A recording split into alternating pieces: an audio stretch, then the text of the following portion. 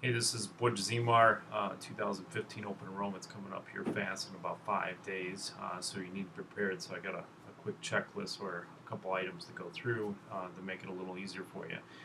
One is if you are planning on receiving the tax credit, you need a few items. One is you do have to predict the future in advance by anticipating what you're going to make in 2015. That's the unfortunate part. Some people don't know what they're going to make in the future, but it's based on a tax return. In order to get tax credit this year, you need to base your income on this year. In order to get it for next year, you have to base it on what you make next year.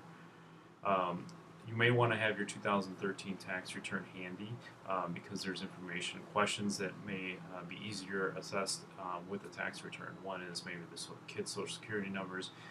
Two, there might be tax exempt income or adjusted gross income that they're going to be asking for.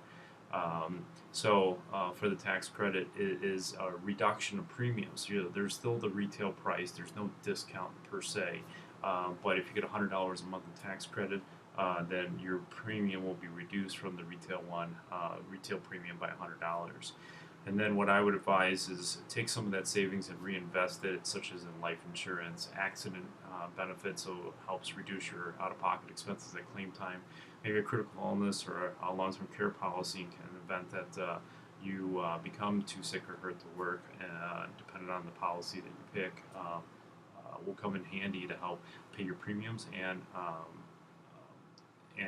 keep the household going with a reduction of income. If you're not planning on getting a tax credit, there's a little bit less, but you still need to figure out what you could afford, your budget each month, what you can afford on an ongoing basis, or what you want to afford for that matter. Two, you want to make sure you figure out what you're comfortable with at claim time. That's the hidden agenda. We buy insurance just in case we need it, and hopefully we don't. But what's comfortable as far as deductible and co-insurance and out-of-pocket expenses, those are some things that we need to address.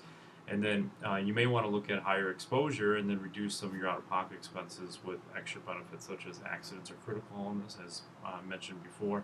Those are viable options that help reduce what you actually have to pay out at claim time, or even life insurance for that matter. So hopefully some of these tips are helpful for you. Open enrollment's coming fast in 5 days. Make sure you seek an advisor for any of the tips or advice that you're looking for. They're an advocate for you, and as of right now, it doesn't cost you a dime. So